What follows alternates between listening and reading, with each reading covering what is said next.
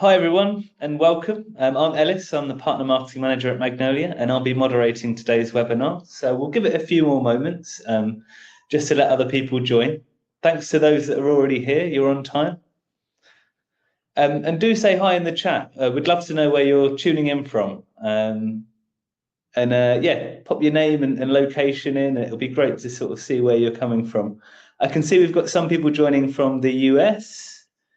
We've got some people joining from Canada, Germany. Welcome, everyone. I can see people joining from Singapore. Oh, Madrid, Spain. Welcome, Sandra. Germany again. Excellent.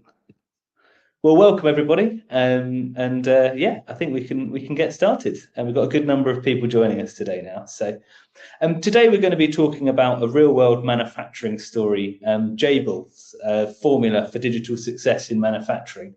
And for those that are new to us, Magnolia is a digital experience platform, or DXP, as it's often abbreviated, and we help businesses manage content, connect systems, and deliver exceptional customer experiences. And manufacturing is one area where Magnolia is widely used, and Jabil is a great example of this. So you're going to get lots of good insights out of today's session. So whether you're exploring a new CMS or DXP, or curious about what the leading manufacturers are doing right now, you're definitely in the right place. So be sure to stick around to the end. So before we kick off, I've got a few housekeeping notes just to go through. So the webinar is being recorded, and we'll share the recording on Monday. You can check the Docs tab for additional resources that are all related to today's session. So you'll be able to grab a copy of the Gartner DXP report. We've also got some portal-specific resources as well, because we know how big portals are in manufacturing. So we've got a B2B portals webinar, assessing ROI for your B2B portal, white paper, and we've also got links to our AI resources as well, because it wouldn't be a webinar in 2025 without AI being mentioned at some point today. So, and if you've got any questions, this session really is for you. So be sure to drop your questions in the Q&A tab, and we'll try and answer as many as possible in the live session at the end. And we'll follow up with you personally if we do miss any or run out of time through today's session. So, as I say, I want to try and keep it as interactive as possible. So let's start with a poll. So again, just from that control panel on your right-hand side, we'd love to know which digital initiatives are your top priority right now. And while you're voting, I'd like to welcome Jean from Jabil onto the stage. So Jean, if you'd like to come and join me on stage. Hello. Hi, Jean. Yeah, while we've got people voting on their top digital initiatives right now, could you introduce yourself and tell us a little bit about Jabil? Sure. Gene Bachman. I am a director of Marcom sales and sales operations at Jabil at the enterprise level. So Jabil is a Fortune 200 large manufacturing solution provider. So we are engineering-led, supply chain enabled manufacturing company. We make probably a lot of the things that are in your house, in your car today. That we're kind of the brand behind the brand. But yeah, I'm very happy to be here and good to see you. Perfect. Yeah, welcome. So we've got some people responding to the poll, which is great. And what will be really interesting is to see if any of our audience priorities line up with obviously some of the goals and parts of the project that you were involved in. So let's take a look. So what's popular at the moment? So artificial intelligence is obviously got most of the votes there. SEO and GEO is a really interesting topic, particularly the GEO side. So, I mean, yeah, feel free to pull up some comments on some of these. Website and digital platform improvements is also popular. So, yeah, let's maybe talk through some of these to sort of see, what's important for you right now. Yeah, I mean, obviously this is all my opinion, nothing official from Jabil, and nothing, not speaking for anybody outside of my own thoughts on all of this stuff. But obviously AI is kind of the big one I think for everybody, for everything from our our company. From the manufacturing side, we do a lot in the AI space with servers and data centers and cooling and energy storage, things like that. But obviously for this audience, more for the website, optimizing for AI search has been a big initiative for us. We actually just relaunched Jabil.com about a week and a half ago. And one of the big things that we focused on with the relaunch and it was pretty much a rebuild of the site was we went from about 2,000 pages down to almost just over 200 pages. So we cut a huge amount of content. And a lot of that was for GEO and for AI search. What we're seeing and what we're kind of reading is that our old SEO strategy was kind of to have all of our old content up there for the sake of having content up. We had blogs from years ago, we had news posts from years ago, press releases. What we're seeing is the quality is really kind of the more important thing for AI, for just to show up on ChatGPT and Gemini and Claude. So we went through and kind of focused on making sure that the content that we're putting up was high quality, lots of backlinks, things like that. So so AI is obviously a huge one for us. So that's kind of SEO and GEO. We do have both our intranet running on Magnolia in terms of portals, and we also have a couple customer portals that are running on the platform. And then obviously website and digital improvement is kind of an ongoing task that you're always trying to always improving, always looking for places to kind of polish and do better. So yeah, I think I agree with the results of the poll. I think these are all kind of the main areas that we're focusing on. Yeah, brilliant. It seems like the popular areas in manufacturing. I can see digital platform improvements is getting more votes as well. So yeah, people are always looking to do more and make improvements. So obviously to give a bit of context for the audience, so you've mentioned some of the areas, but where are you using Magnolia? I know before this we spoke about some other areas like signage and portals. So it's good to understand a little bit more about that as well. Yeah, so obviously, Jabil.com, our main website. We have about 10 or 12 other public websites that are running off the platform for smaller brands, sub brands, things like that. Like you said, digital signage. So we're running signs in innovation centers in Chihuahua, Mexico, in Dominican Republic, in Osijek, in the UK, or Tortosa, Spain, and then in our headquarters in St. Pete. We have probably 15 or 20 signs that we're running all the content in Magnolia down to the cafeteria. So every morning someone goes in and loads up the specials for the day, and all the signs around the cafe are running off Magnolia. Like I mentioned earlier, we have customer portals, so that are enabled through Okta SSO or Magnolia's native security sign-ins. So we have portals where we're kind of taking information that we have learned, that our supply chain team has learned to help ourselves in our manufacturing, and kind of packaging that in a format to provide to customer, to other people that are looking to optimize their supply chain operations. So we have a portal where we house all that content. We're running our intranet on Magnolia, so that was a recent move. We were on SharePoint. No one liked SharePoint, so that was a migration that we did a couple of years ago. I think we moved everything into Magnolia. So we're still using different connections from Workday and Okta and things in the intranet, but yeah, that's no longer running on SharePoint. But yeah, it's still integrating a lot of documents and things from the Microsoft platforms. And then I think the other one is we've moved our careers website recently into Magnolia.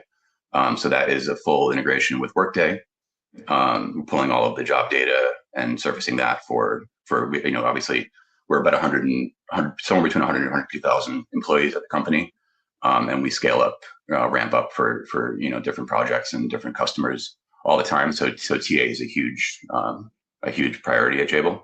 So that was moved over recently as well. So. No, that's really cool. So we're pretty much all over Jabil then, from a Magnolia perspective, which is really cool. And we hear portals come up a lot, and I'd just be great to get your opinion on how important B2B portals are in manufacturing today. And maybe if personalization is still a big topic as well, and focus for Jabil. Yeah, I mean, so the personalization we do some of it mostly with the internet. We'll pull in people's profile data from Workday to make it more personalized content about their, the location where they're working out of, things that might be coming up for, time off or things like that. And then for customer portals, obviously, like I mentioned, we have the procurement intelligence portal, and then there are other portals where suppliers can get in and get documents that they need, for just compliance, things like that. So very important. Cool. And obviously do feel free to share perhaps some of your use cases in the chat as well from our audience. It's always good to know, what others are doing out there. So yeah, let's obviously now we've established where you're using Magnolia. It would be great to kind of dive into that CMS journey. So maybe take us back from when you started looking at CMSs. What prompted you originally to look for a new CMS, and maybe what were some of those challenges on your previous systems? Sure. Yeah. So when I started at Jabil, a little over 8 or 9 years ago, it was actually to do a move from Sitecore to AEM.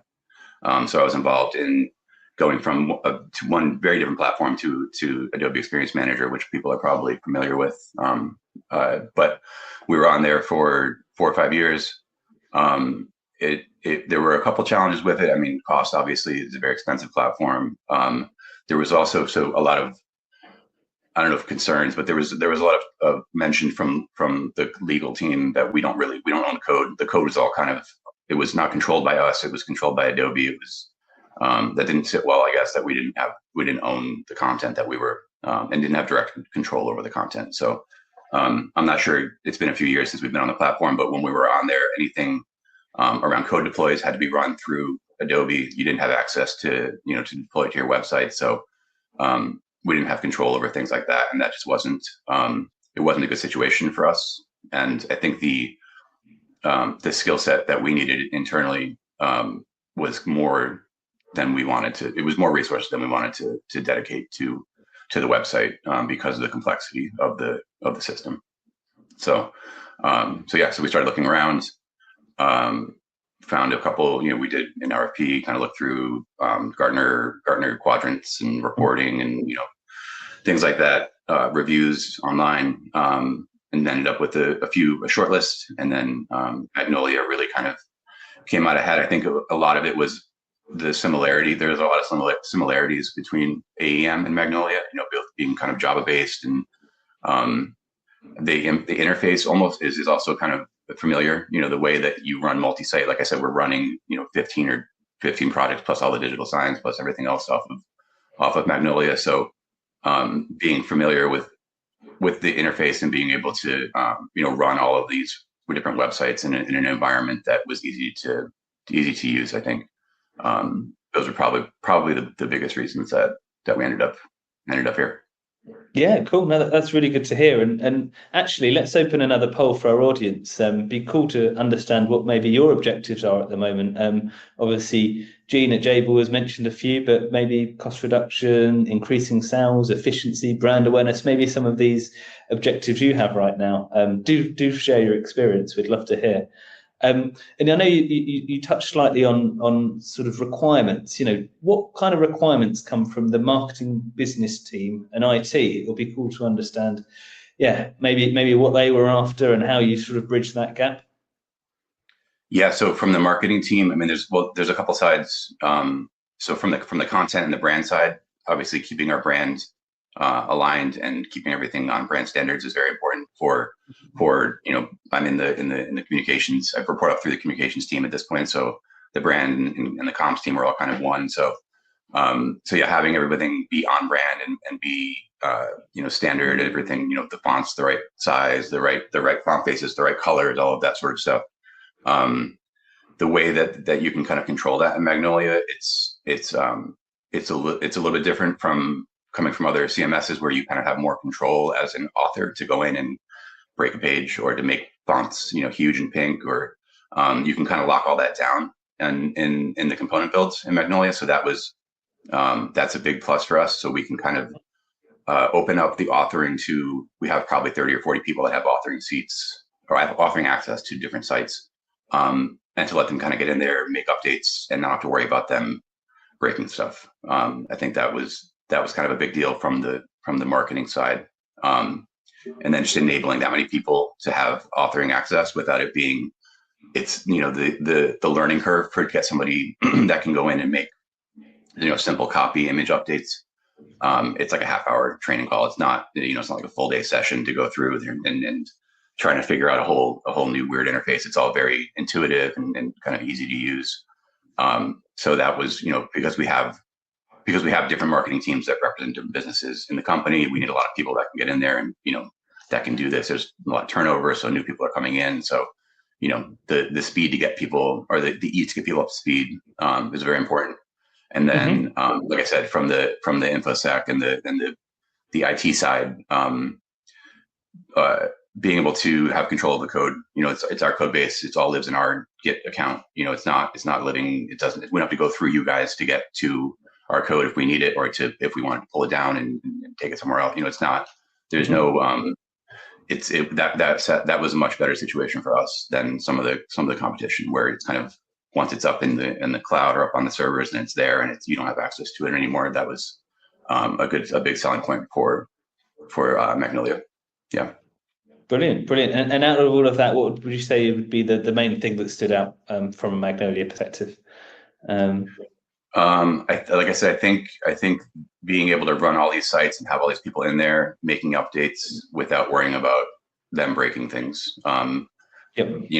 We don't have a huge dev team. My team internally it's 3 developers and a project manager, which for the number of sites that we're running is pretty small. So we don't have to deal with, we don't have a DevOps person, that Magnolia handles all of that. We don't have cloud experts that are running our CDN or running, we don't have to deal with all of that. It's all kind of, especially we did the migration to PaaS recently, especially on the PaaS platform, that is all handled on Magnolia side. So it's just, when you're working at an internal team, we don't have a need for a full-time DevOps person or a full-time cloud person. So it's not something that you could really have a headcount for, but you can, so it lets us not have to deal with having those people internally, and kind of having you guys handle some of the more complicated side of things like that. Yeah, no, that's cool. And would you say that there were any sort of manufacturing specific challenges that maybe Magnolia was able to meet, compared to perhaps some other solutions out there? I don't know if there's anything specific to manufacturing. I think, like I said, being able to get the content up that will put us in a good light, in the industry, back when we were focused on SEO, but now, GEO and, AI results and things. I think it comes down a lot to having an easy authoring experience for people and letting, we can let the experts that know this stuff come in and make these pages themselves, rather than having to go through, an authoring team, or having a bunch of people sitting around waiting for a Word doc to fill out the page. We can let people get in there and really, people that know what they're talking about really do a lot of the content.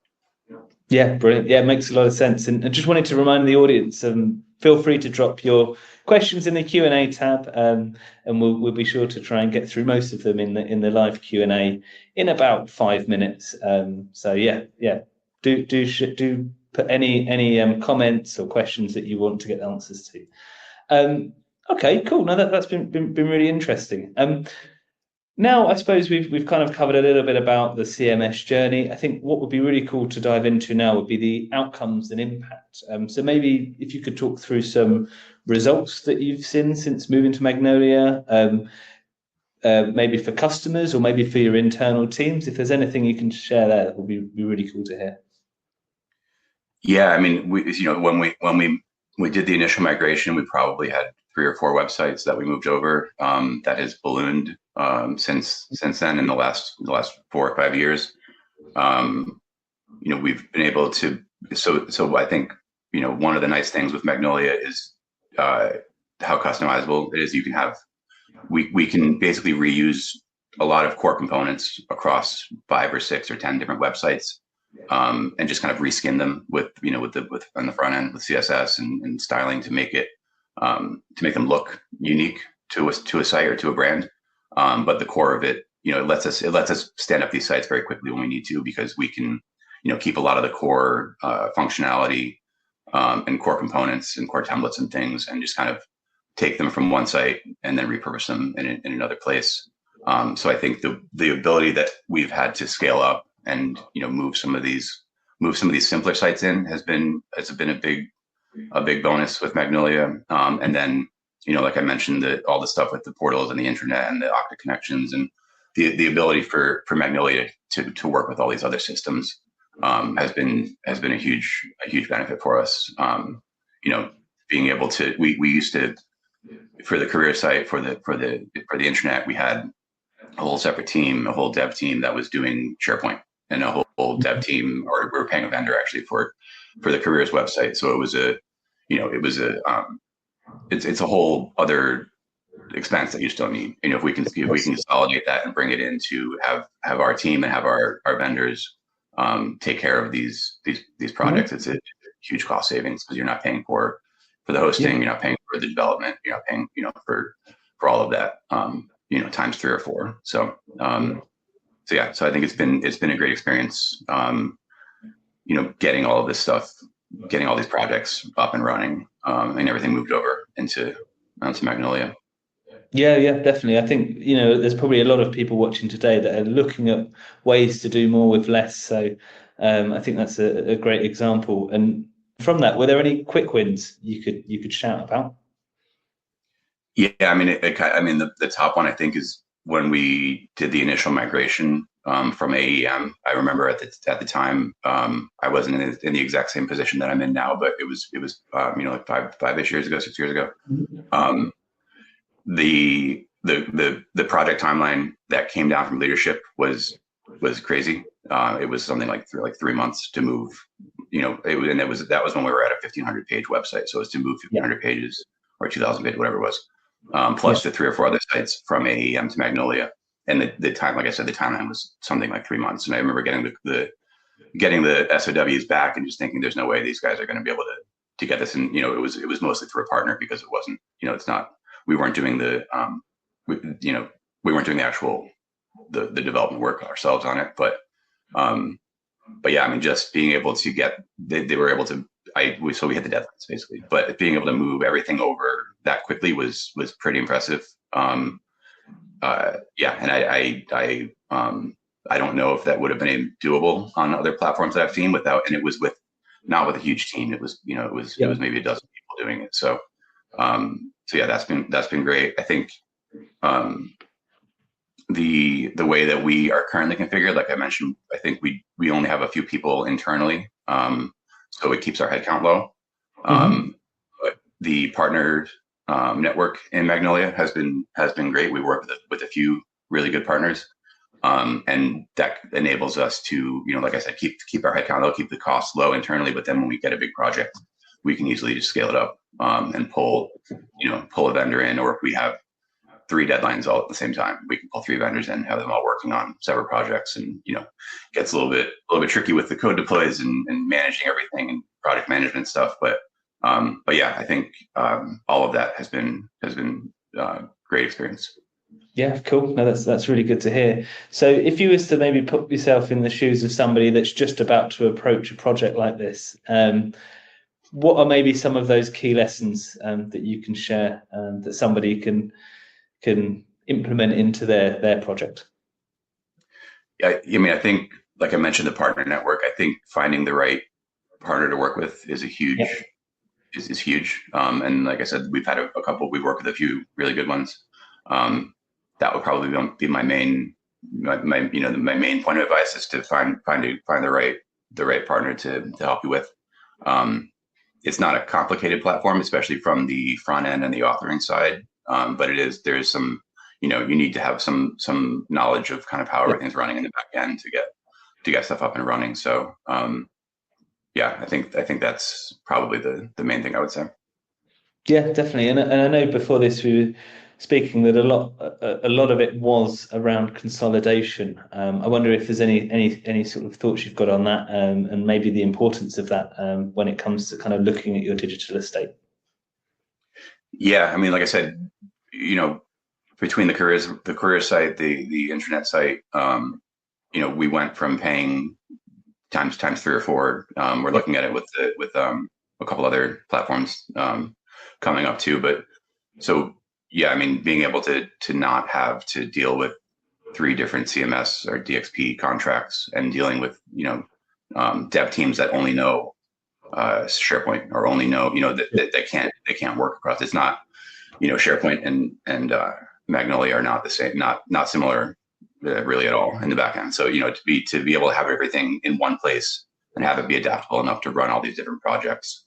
Yeah, I think that's kind of one of the more important things that we've seen going through. Yeah. Yeah, no, that's amazing. Yeah, thank you so much for your insights there, Gene. I can see there's already some questions coming in. But just before we open the Q&A, I just wanted to let everybody know that for our German-speaking attendees today, we're also running a webinar on the 30th of September. It will be with another one of our customers, which is Ullman Pack Systems. And it will be focused on how they transformed their B2B customer portal and managed to boost visibility by 30% in 4 months. So, maybe if Portals is interesting for you and you'd like to see how others are doing it, just reply interested in the poll, and we'll automatically sign you up for the webinar, and we'll send a confirmation out to you next week. Okay. Yeah. Just before we open and dive into some of these questions, it will be good to kind of get everybody's feedback on one final question.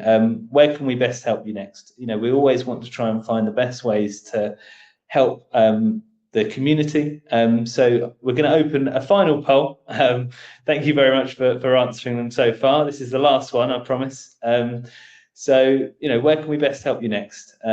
So whether it's more info about upcoming webinars, whether you're interested in migration guides, whether you want to see the platform, conversations about personal business challenges, you'd like a quote from us, or maybe even a free review of your website or tech stack, just let us know.